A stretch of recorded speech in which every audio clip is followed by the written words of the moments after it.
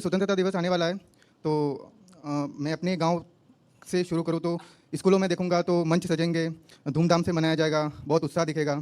थोड़ा और बाहर निकलूंगा तो तहसील लेवल पर या कॉलेजेस को देखूंगा तो वहाँ पर भी मंच सजेंगे, उत्साह दिखेगा।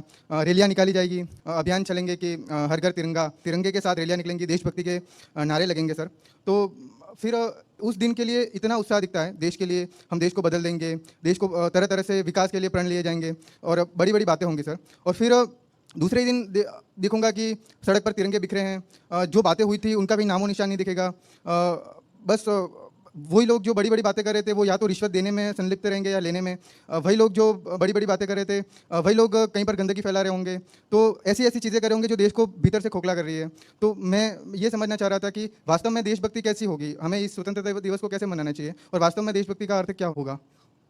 भारत हो या दुनिया का कोई भी अन्य देश, जब उसकी स्थापना होती है तब उस दिन वो स्वतंत्र होता है या परतंत्र?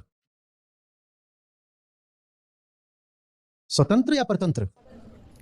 चलो और निकट से शुरू करते हैं। एक इंसान है, ठीक है, एक इंसान है, उसकी स्वाभाविक स्थिति क्या है? मुक्ति या गुलामी? स्वाभाविक, ठीक है। इसी तरह से अगर कोई नेशन भी होता है तो जैसा कुछ लोगों ने कहा कि अपने आरंभ में तो वो स्वतंत्र ही होता है ना, स्वतंत्र नहीं होता तो अस्तित्व में कैसे आता? कैसे आता? स्वतंत्रता तो एक डिफॉल्ट है। डिफॉल्ट माने basic state, basic and natural state, स्वाभाविक स्थिति। तो स्वतंत्रता दिवस इस दृष्टि से देखो तो बात थोड़ी विचित्र सी लगती है कि हम किस तरीके से मना रहे हैं। स्वतंत्र तो देश को होना ही चाहिए, और अस्तित्व में कि मनुष्य हो, नदी हो, पहाड़ हो, पशु पक्षी हो, बनते तो सभी स्वतंत्र हैं।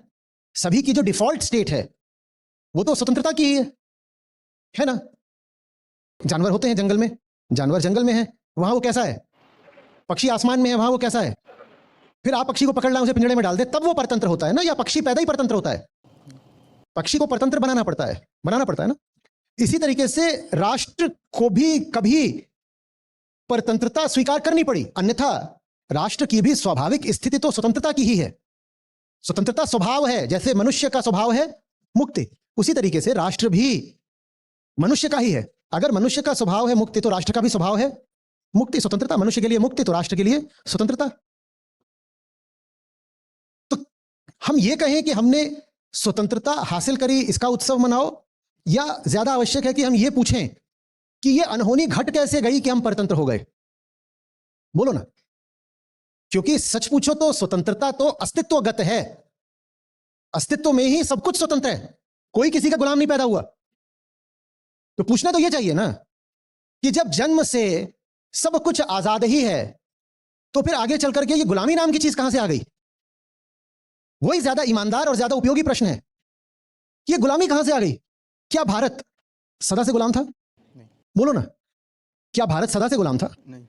तो गुलामी कहां से आ गई? प्रश्न तो ये होना चाहिए। आजादी तो नैसर्गिक है, गिवन है, नेचुरल है। प्रश्न तो ये होना चाहिए कि ये गुलामी नाम की चिड़िया कहां से आ गई, ये इतने बंधन कहां से आए? और कितनी अजीब, कितनी विचित्र बात है। कोई 10, 20, 50 या 100 साल की बात नहीं, अगर देखो तो लगभग 1000 साल, शुरुआत से लेकर अंत तक, कभी कोई हिस्सा और कभी पूरा ही हिस्सा दूसरों के आधिपत्य में। ये हो कैसे गया? हम सदा से तो गुलाम नहीं थे कि थे? ये कैसे हो गया कि इतने लंबे समय तक दूसरे लोग आकर के हम पर चढ़े रहे, कब्जा करे रहे? ये कैसे हो गया? ये तो बहुत अबूझ बात है, ये बड़ी विचित्र बात है, अनहोनी है जो होनी नहीं चाहिए थी। ये हुई कैसे? और जब हम कहते हैं कि दूसरे आकर के भारत देश पर चढ़ बैठे, कब्जा कर लिया, परतंत्र बना दिया, तो उसमें भी न जाने कितने लोग हैं। जैसे कि गुलामी का कालखंड बहुत लंबा है, उसी तरीके से उन लोगों की सूची भी बहुत लंबी है जो आते गए और कब्जा करते गए। वास्तव में जो कोई आ सकता था सब आए, जो भी आ सकते थे सब आए, एक के बाद एक आते ही गए, आते ही गए। वही नहीं आए जो आ ही नहीं सकते थे, जो नहीं आ सकते थे सिर्फ वही नहीं आए, वरना सभी आए। तुम गिनती गिनो, बताओ कौन सी बड़ी यूरोपियन ताकत थी जो भारत नहीं आई और कब्जा नहीं कर पाई? हमें अंग्रेज याद हैं, पर आप पुर्तगालियों को ले लो, आप फ्रेंच को ले लो, आप डच को ले लो, ये नहीं आए क्या? इन्होंने कब्जा नहीं करा? बताओ। वहां यूरोप से चले आ रहे हैं और जितने हैं यूरोपियन सब चले आ रहे हैं एक के बाद एक, और सब सफल हुए जा रहे हैं कब्जा करने में। ये अनहोनी कैसे घट गई? फिर आप जब एशिया आ जाते हो तो यहां पास से शुरू करो तो अफगानी, ईरानी, फिर तुर्क, अरब, हाँ, सब आते गए, सब चढ़ते गए। ये कैसे हुआ? कैसे? और फिर आप मध्य एशिया को ले लो तो वहां से भी एक के बाद एक आ ही रहे थे। शक, हूण, यद्यपि वो भारत को आने के बाद वो भारत में रच बस गए, पर आए वो भी बाहर से थे और वो भी सफलतापूर्वक यहां पर जीते और साम्राज्य स्थापित कर गए अपना। ये कैसे होता गया? कोई तो बात होगी, कोई तो बात होगी। और जब अंग्रेज चढ़े हुए थे उस समय में भी जापानी चढ़ाए थे। लो, जैसे अंग्रेज काफी ना हो, अंग्रेजों के होते हुए भी जापानी चढ़े आ रहे थे। आपको पता है जापानियों ने चेन्नई पर भी बम गिराए हुए हैं? सुना नहीं होगा आपने? हाँ, अजीब बात, जापानी चेन्नई पहुंचे हुए थे। हाँ, द्वितीय विश्व युद्ध में कुछ दिनों के लिए उन्होंने चेन्नई पर भी बमबारी कर दी थी। अंडमान निकोबार हम जानते ही हैं, उधर वो जो मलय का किस्सा भी हम जानते ही हैं, बर्मा को भी हम जानते ही हैं। तब बर्मा ब्रितानवी साम्राज्य का ही हिस्सा था, भारत का द्वार था। सब जापानी वहां चढ़े हुए हैं। कैसे? हिटलर उधर प्लान बनाए बैठा था क्या कि जंग जीत जाएंगे। आप क्या सोच रहे थे कि वो कह रहा था अंग्रेजों को हरा करके भारत को फिर आजाद कर देंगे? वो कह रहे थे जब जंग जीत जाएंगे तो ये जो लंबा चौड़ा भारतीय उपमहाद्वीप है इसका विभाजन कर देंगे, कुछ जापानियों के नीचे रहेगा और कुछ जर्मनों के नीचे रहेगा। लो, जर्मन बोले हम भी पीछे काहे छूटेंगे। उन्होंने भी अपनी नजर भारत पर डाली दी थी। ये तो अब वो हार गए, द्वितीय विश्व युद्ध तो आने नहीं पाए। जापानी तो लगभग आ ही गए थे, वो भी जंग हार गए तो आने नहीं पाए। कुछ तो बात होगी, कोई तो वजह होगी। जो कोई आ सकता था आता गया, जीतता गया, कैसे करता गया। बड़ा दुख लगता है, आदमी चोटिल अनुभव करता है। आपको आपको बुरा नहीं लग रहा ये सुन के? मुझे बहुत बुरा लग रहा है। ये बात क्या हमारे लिए सिर्फ तथ्य की तरह है? ये बात हमारा सीना चीर क्यों नहीं देती? मैं पूछ रहा हूं, हमें बुरा क्यों नहीं लग रहा? ये क्या हुआ, कैसे हुआ? होता ही गया, होता ही गया। और फिर आजादी के बाद भी चीन आया और जमीन हड़प कर चला गया, होता ही गया। कोई तो बात होगी ना। मैं चाहूंगा कि स्वाधीनता दिवस को हम आत्म अवलोकन दिवस की तरह मनाएं और पूछें अपने आप को कि स्वतंत्रता तो ठीक है, पर पहले यह बताओ स्वतंत्रता कैसे आ गई थी? वो ज्यादा जरूरी सवाल है। स्वतंत्रता के लड्डू खा लेंगे बेशक, पर रखो अभी उन्हें इंतजार करने। तो पहले मैं समझना चाहता हूं कि इतना विशाल देश इतने सालों तक इतने अलग अलग लोगों के अधीन रहा कैसे? बात क्या थी? कारण क्या थे? मैं उन कारणों को जानना चाहूंगा, क्योंकि अगर आपने उन कारणों को नहीं जाना तो ये कैसे आपको निश्चित पता है कि वो कारण आज भी मौजूद नहीं है? बोलो बोलो। अगर वो कारण 1000 साल तक मौजूद थे तो अभी तो राजनीतिक आजादी मिले कुल 75 साल हुए। 47 से अभी तक तो 100 साल भी नहीं बीते, नहीं बीते ना। जो चीज 1000 साल से मौजूद थी वो क्या 75-80 साल में चली गई होगी पूरी तरह से? जो चीज 1000 साल तक मौजूद थी और हमको गुलाम बनवाए रखी, क्या वो चीज आपको सचमुच लगता है कि इधर 80 साल में चली गई होगी? चली गई होगी। वो आज भी मौजूद है, और अगर वो आज भी मौजूद है तो कितना बड़ा खतरा है भारत के ऊपर। हम वो खतरा नहीं देख रहे।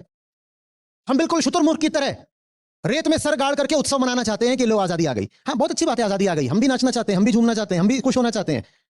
पर मैं कैसे जो सर पर तलवार लटक रही है उसके प्रति अनभिज्ञ होने का अभिनय कर लूं? मुझे वो तलवार लटकती दिखाई दे रही है। कोई चीज एक बार हो, दो बार हो तो आप बोल सकते हो संयोग है। कोई चीज 1000 साल तक लगातार हो तो संयोग है क्या? उसमें संयोग है या संरचना है? बोलो।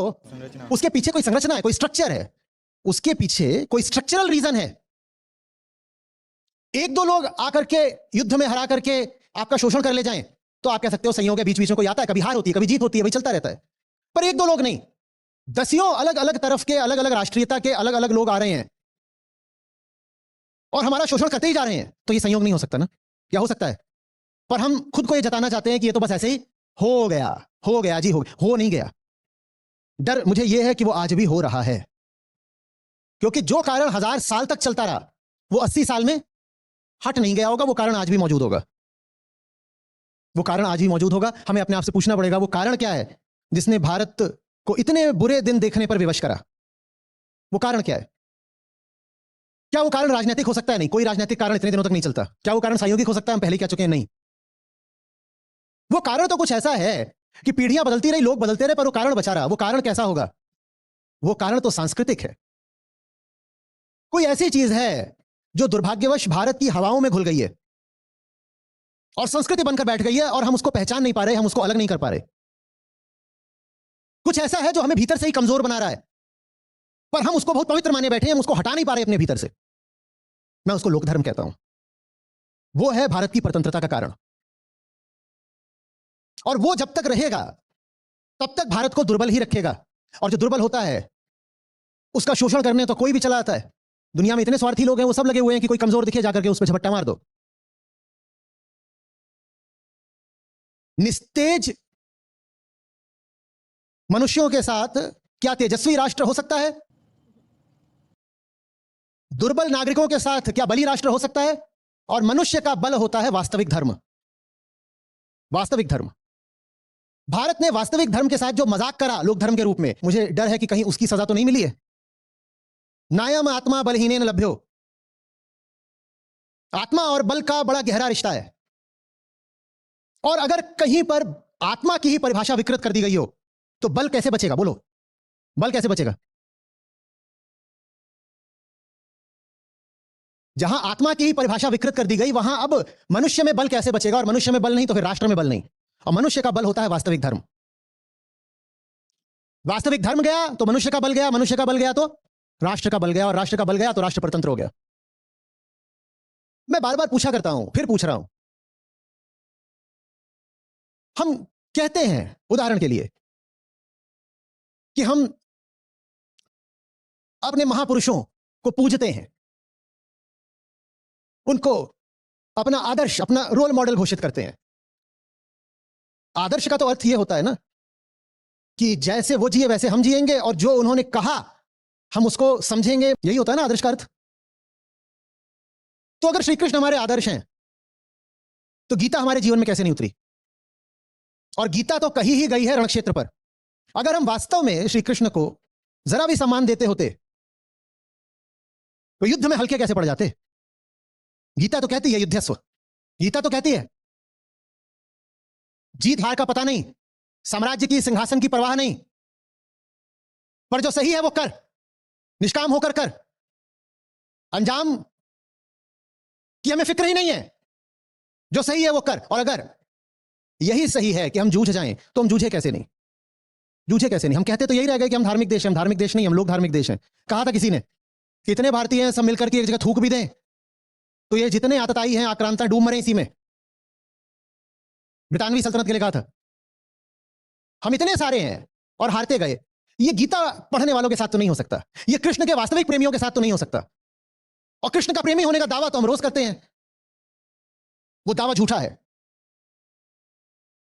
श्री कृष्ण माने गीता, गीता माने आत्मज्ञान, और आत्मज्ञान माने जीवन के संघर्ष से कोई पलायन नहीं। मर सकते हैं, हार थोड़ी मानेंगे। मर सकते हैं पर हार थोड़ी मान लेंगे। मुट्ठी भर लोगों को अपने ऊपर छा थोड़ी जाने देंगे।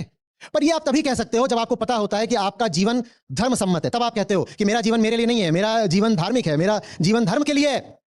तो मेरी हार नहीं होगी, मेरी हार धर्म की हार होगी। इसीलिए हारना मंजूर ही नहीं है। हमने हारना मंजूर कर लिया क्योंकि भीतर भीतर हमको पता था कि हमारे जीवन में धर्म तो वैसे भी नहीं मौजूद है। तो हमने बड़ी आसानी से हार मान ली, बड़ी आसानी से हमने घुटने टेक दिए। सोचो कितनी दूर था ब्रिटेन, कितनी दूर था। और जब वो लोग आए थे उस समय स्टीम इंजन भी नहीं होता था। ये हवा, इसके भरोसे आए थे। यही पाल, यही पतवार, सेल्स, इनके भरोसे आए थे। वो वहां से पूरा घूम करके अफ्रीका इधर आ गए और कब्जा भी कर लिया। सोचो कितनी भारी आंतरिक दुर्बलता रही होगी जो हमें ये दुर्दिन देखने पड़े। इतने मुट्ठी भर लोग उतनी दूर से आ रहे हैं और उनके पास कुछ विशेष नहीं। स्टीम इंजन वगैरह बाद में आए हैं भाई, इलेक्ट्रिसिटी तो बहुत दूर की बात है।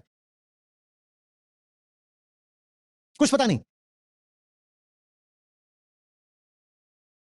हमें बड़ा अच्छा लगता है ये कहना कि वो तो अंग्रेज आ गए, हम तो भोले भाले लोग थे, उन्होंने फूट डालकर हम पर राज कर लिया। ऐसे कैसे फूट डाल दी? ऐसे कैसे फूट डाल दी? जहां सत्य होता है वहां ऐसे नहीं फूट डाली जा सकती। इतने मासूम मत बनो। इतनी आसानी से अगर कोई फूट डाल दे तो ना सत्य है ना प्रेम है। आ रहे हैं यहां पर घूस देकर के। प्लासी की लड़ाई तो सीधे सीधे घूस देकर उन्होंने जीती है। वो लड़ाई मालूम है, वो लड़ाई जीती हुई मानी नहीं जाती, वो लड़ाई खरीदी हुई मानी जाती है। The British bought the battle of Plassey. जो घूस पर ईमान बेच दे उसकी जिंदगी में धर्म रहा होगा क्या कहीं? उसके बाद बक्सर की लड़ाई लड़ रहे हैं, उसमें 3 राजा इकट्ठे हो रहे हैं, वहां असली लड़ाई हुई थी। उन तीनों में आपस में मनमुटाव है, फूट है। वो तीनों अपना अपना स्वार्थ देख रहे हैं। तीनों को ही राष्ट्र से, धर्म से, सत्य से कोई मतलब नहीं। अंग्रेजों ने फिर हराया। क्या हम वास्तव में गीता का देश हैं? क्या हम वास्तव में धर्म का देश हैं? हम लोकधर्म का देश हैं और वो लोकधर्म आज भी हावी है। तो बताओ, तलवार आज भी सर पर लटक रही है कि नहीं लटक रही है? दूसरों का दोष बेशक है, जो लोग यहां आ रहे थे वो कोई हमें गले लगाने नहीं आ रहे थे, वो हमारा शोषण करने आ रहे थे। दूसरों का दोष तो बेशक है, पर क्या हम अपनी कमजोरी, अपनी बीमारी, अपनी बेईमानी की चर्चा नहीं करना चाहेंगे? बोलो। और अतीत में वो सब हमने कमजोरियां दिखा दी, उससे भी मुझे कोई बहुत मतलब नहीं। अतीत की बात अतीत में पड़ी रहे, पर अतीत की ये बात अतीत की नहीं है, ये अतीत की बात आज भी है। बहुत अर्थ में हम आज भी बिल्कुल वैसे ही हैं जैसे 16वीं और 17वीं और 18वीं शताब्दी में थे। और बल्कि आज और कोशिशें हो रही हैं कि हमें 12वीं शताब्दी में डाल दिया जाए। तो बताओ, पहले उत्सव मनाऊं या पहले और चौकन्ना होकर के नजर घुमाऊं? बोलो। स्वतंत्रता दिवस को सतर्कता दिवस की तरह मनाइए। खतरा बराबर का है, खतरा अभी बाकी है, और खतरे का कारण आंतरिक है, हमारे भीतर, हमारे ही दिल में, हमारी हवाओं में, हमारी संस्कृति में अभी धर्म का वो विकृत रूप घूम रहा है जिसने अतीत में भी हमारी दुर्दशा करी। पहले भी आपसे चर्चा करी थी, वो आ रहे थे आपके पास एस्ट्रोनॉमी लेके, नहीं, यहां पहुंच नहीं पाते। लॉन्गिट्यूड प्रॉब्लम सुनी है आपने? लॉन्गिट्यूड प्रॉब्लम सुनी है? लॉन्गिट्यूड प्रॉब्लम ये होती है कि जब आप कहीं को चलते हो तो अपनी स्थिति पता करने के लिए समुद्र में जब आप चलते हो, लैटिट्यूड चाहिए, लॉन्गिट्यूड चाहिए, दो चीजें चाहिए, दोनों पता है तो आप बता सकते हो आप कहां पर हो। लैटिट्यूड बड़ी आसानी से पता चल जाता है, लॉन्गिट्यूड नहीं पता चलता। लॉन्गिट्यूड नहीं पता चलता, तो पता ही नहीं होता आपको आप हो कहां पर। ये पता करने के लिए आप अगर लंदन में, वहां पर ग्रीनिच लैब है, वहां जाएंगे तो आपको पता चलेगा ये लॉन्गिट्यूड पता करने के लिए कितनी रिसर्च करी और कितनी जानें गंवाई उन्होंने। और ये करने के बाद अंततः उन्होंने वो उपकरण निकाल लिया जो समुद्र में भी उनको सही लॉन्गिट्यूड बता पाता था, और उसी का इस्तेमाल करके वो भारत तक पहुंच पाए। और जब वो ये सब कुछ कर रहे थे तब भारत एस्ट्रोलॉजी कर रहा था, जब वो एस्ट्रोनॉमी में तेजी से आगे बढ़ रहे थे तब भारत मुहूर्त और घंटा घड़ियाल में उलझा हुआ था, और आज भी उलझा हुआ है। कितने हजार करोड़ की एस्ट्रो एप्स मार्केट में घूम रही हैं, और यही एस्ट्रोलॉजी है। भारत ने एस्ट्रोलॉजी, एस्ट्रोनॉमी पे ध्यान दिया होता तो गुलाम नहीं हुआ होता। क्या आज भी कुछ बदल गया है? आज तो ये जेनजी, ये नए नए लड़के, ये भी एस्ट्रो एप्स पर घुसे हुए हैं। खतरा आज भी बराबर का है। दुनिया आगे बढ़ रही है विज्ञान में, हम आगे बढ़ रहे हैं ये कुंडली निकालने में। जिनके जीवन में वास्तव में धर्म होगा, गीता होगी, क्या वो अपने क्षुद्र स्वार्थों की चिंता करेंगे? या तो छोटे छोटे राजा, उनकी छोटी छोटी रियासतें, वो खुद ही जाकर के अंग्रेजों से मिल जाते थे, क्या पड़ोसी को हराना है, आओ यहाँ आओ, इसको मिल करके हराते हैं। ये क्या एक धार्मिक चित्त का लक्षण है? क्या हम आज भी वैसे ही नहीं है? जातियों में बहुत गंदे और घटिया तरीके से बटा हुआ देश था। इतने ही लोग हैं जो लड़ाई पर जाएंगे, बाकी तो अपना अपना तुम काम करो, तुम सफाई करो, तुम बर्तन देखो, तुम बाल देखो, तुम खेत देखो, तुम ये करो, तुम वो करो। कहां से मिलेंगे सबसे काबिल लोग लड़ाई लड़ने के लिए जब आपने जनसंख्या के 90-95% वर्ग को लड़ाई के मैदान से ही बाहर कर दिया? सेना कैसे बनेगी? और सेना बनेगी भी तो क्या उसमें सबसे काबिल लोग प्रवेश पा पाएंगे? मेरिटोक्रेसी जब है ही नहीं।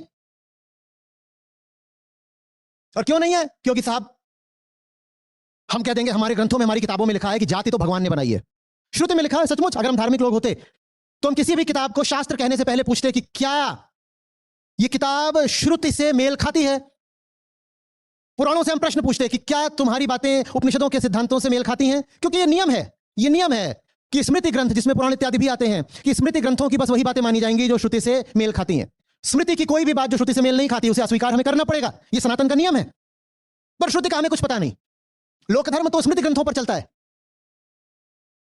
कीमत देनी पड़ती है ना सच्चाई को, तथ्य को। जब धर्म ही पूरा कल्पना पर आधारित हो गया हो तो आप तथ्य को कीमत नहीं दोगे। जब तथ्य को कीमत नहीं दोगे तो फिर आप यूनिवर्सिटीज में इन्वेस्ट नहीं करोगे, और जब आप नए विश्वविद्यालय नहीं बनाओगे तो ज्ञान कहां से आएगा?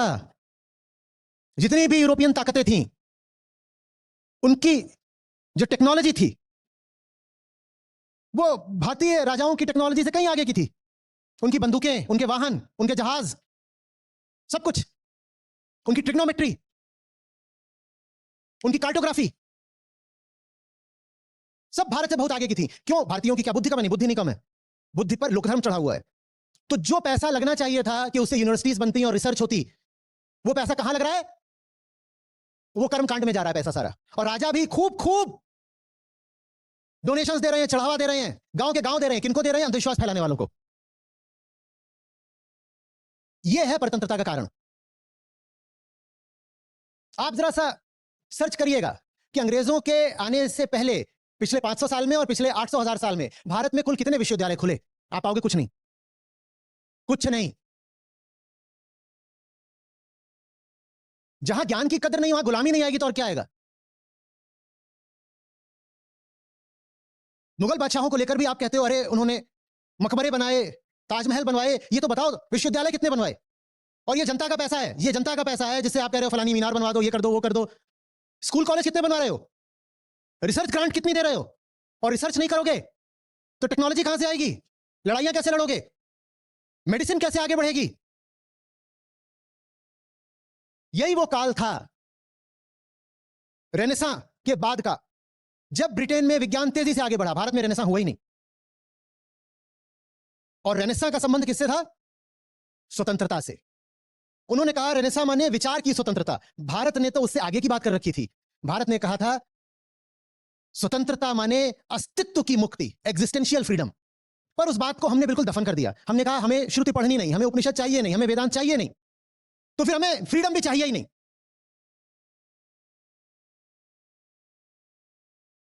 इतनी हमने दुर्दशा कर ली थी। मैकॉले का नाम तो सुना ही है आपने। उसने एक ऐसा व्यंग मारा था, उसकी चोट आज भी महसूस होती है। उसने कहा था भारत में इस वक्त जितना ये कुल ज्ञान है, इससे ज्यादा ज्ञान लंदन की एक स्कूल गोइंग बच्ची को है, 10वीं की। भारत का कुल ज्ञान ले लो जितना है, कुल ज्ञान भारत का, या इसी से कुछ मिलती जुलती बात आप सर्च करेंगे तो एग्जैक्ट उसके शब्द मिल जाएंगे आपको। ज्ञान की जरूरत क्या है? हमें क्या करना है? कुछ नहीं, बस कल्पना करनी है कि ऐसा कर्मकांड कर दो तो स्वर्ग लोक प्राप्त हो जाएगा। ये कल्पना करनी है हमें। ज्ञान की जरूरत क्या है? और ज्ञान में फिर आत्मज्ञान की तो एकदम ही कोई जरूरत नहीं है।